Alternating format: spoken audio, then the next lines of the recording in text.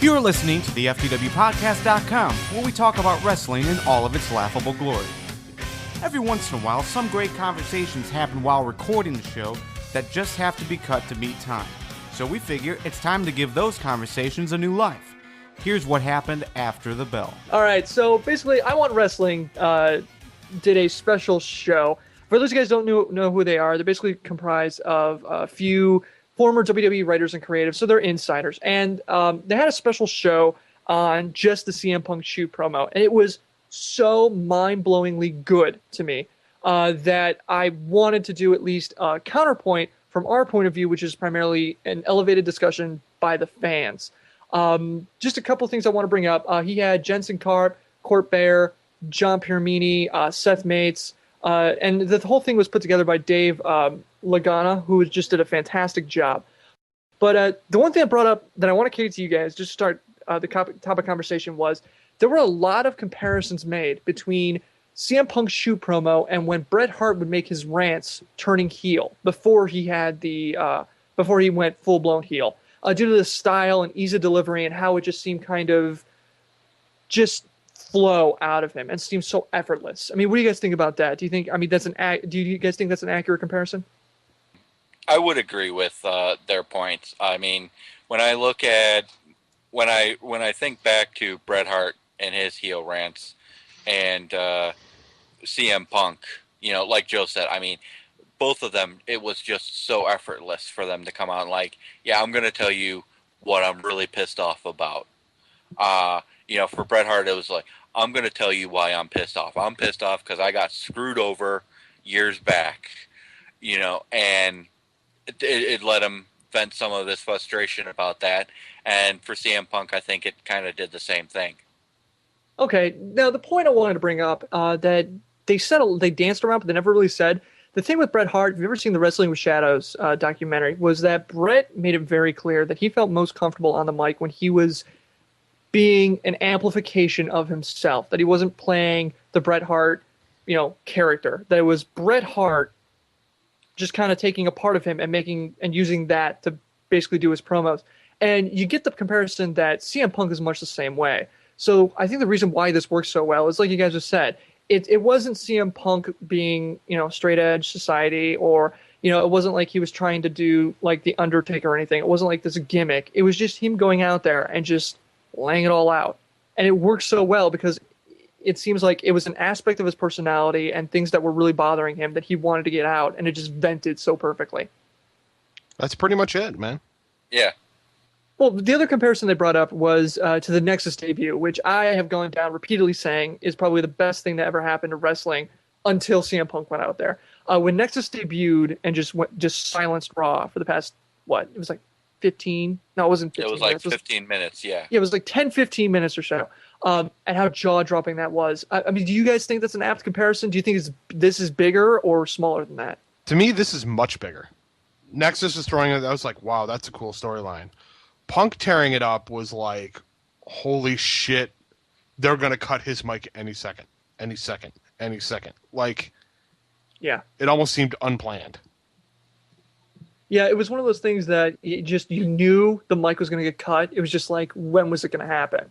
And the fact that it wasn't when he holy crap, when he dropped Ring of Honor, just started name dropping. It's like, oh my God, you know, because these aren't names that everyone in the audience knew about. These are names that only, you know, we knew about. It's like, holy crap, he's going off book. But I think what really made that work for both people like us and the average fan who didn't know the names, they know that because they didn't know the names, they knew the names weren't WWE. So when he starts just name dropping, and just about every wrestling fan knows who Heyman is and what Heyman did. So when he's like, well, you know, I'm a Heyman guy, you know, when he starts getting into the stuff like that, people knew, oh my God, he's really, you know, he's just going off the rails. And, you know, and I think fans in the stadium were kind of waiting for what we were waiting for. They're going to cut the mic. Security is going to come up and drag him back. Something is going to happen to interrupt it. Vince is going to go apeshit when he finds out what's happening. couple of guests were worried that Vince was going to grow tired of this angle and it would kind of peter out, like how Nexus lost a lot of steam after the first few months. Do you see that happening, or do you think that this could kind of be the start of the WWE real era, which was another thing they brought up? I hope it's the start of the real era because this was awesome. This Okay. was just entertaining. I could definitely see Vince getting tired of the angle, but I would like, as a fan, I would very much like to see the WWE keep doing this. It's like we said on the show, and you mentioned it before any of us, Harrison. This is the stuff that TNA should be doing. Yeah.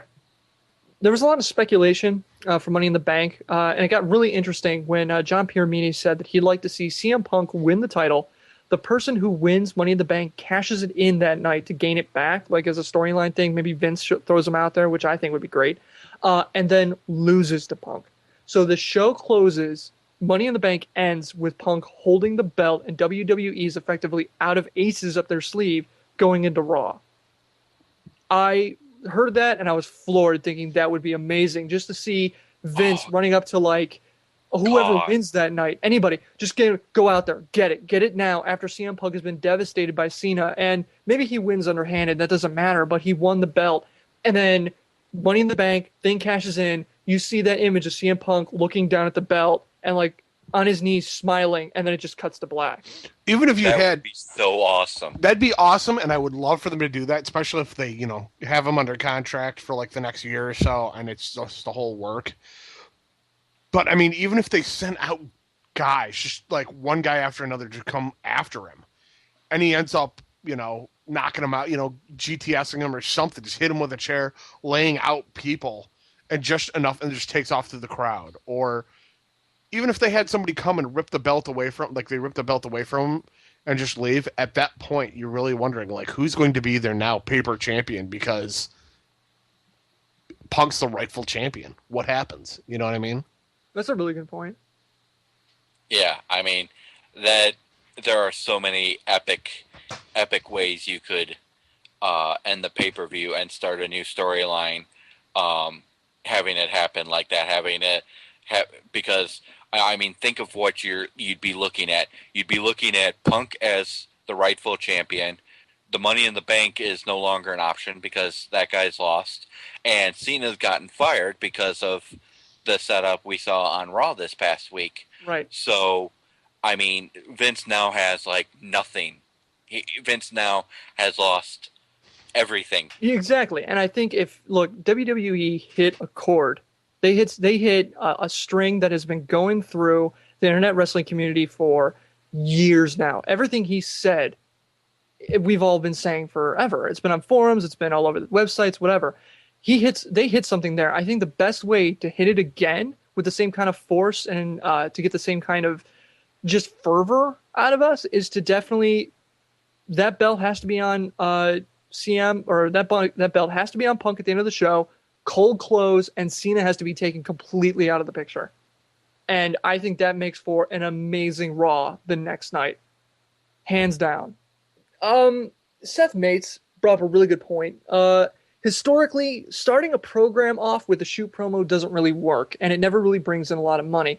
Ultimately, it needs to go mainstream so it doesn't lose steam. And he's got a very good point with this. I mean, Nexus, that wasn't really a shoot promo, but it definitely wasn't conventional, and it just petered out because it never really got the push and went mainstream as it should have. I mean, that seems historically pretty correct, right? I mean, what would you guys think would have to happen with this to make it go mainstream so it doesn't lose any steam? First, I would sit down with Punk and I would say, go on Rome's show. Just vent everything about the wrestling business that pisses you off. Mm-hmm. Give Rome the red meat that he's looking for. That as a start. I like the idea that they brought up about Cena chasing Punk in other companies or other events, some indie shows where Punk gets booked, and have him chase him event to event to event, and follow that on WWE.com and bring it up, and have Cena come back and be like, I look at this footage, I went after him, he narrowly escaped, I'm going to get that fucking title back. Yeah, especially with WrestleMania coming up with The Rock. I mean, you Yeah. got to have some kind of tension building up to that show of will Cena have the belt going into the show, and then that's perfect. I mean, that's perfect conflict for The Rock and Cena to capitalize in their promos. Yeah, it'd be cool. I like that idea. The only thing is, with him going on Rome show, like you said, Rob, I mean, it's reminiscent of when King and Kaufman had their feud and they went on Letterman. The only problem is Jim Rome is not David Letterman. Jim Rome is a journalist through and through. A journalist and a commentator, yes, but he is a hardcore journalist. So you can't go to him before the show and go, look, I'm going to go on. I'm going to say a lot of things on here, but I'm not going to talk about steroids. I'm not going to talk about drugs. I'm not going to talk about any of this other stuff because what's going on right now is a work. Jim Rome won't take that. He won't accept that. And he's going to dig down into there. I think putting Punk on Rome's show as a variable that WWE cannot control. If there's anything we know about Vince McMahon, he hates not being able to control every little detail. Seth Mates also brought up another one that I think is really, really overlooked a lot when it's looked at in the past of wrestling. When Austin 316 hit at King of the Ring, Austin went 5 months until he actually had a decent feud with Bret Hart. Between that, he fought Yokozuna.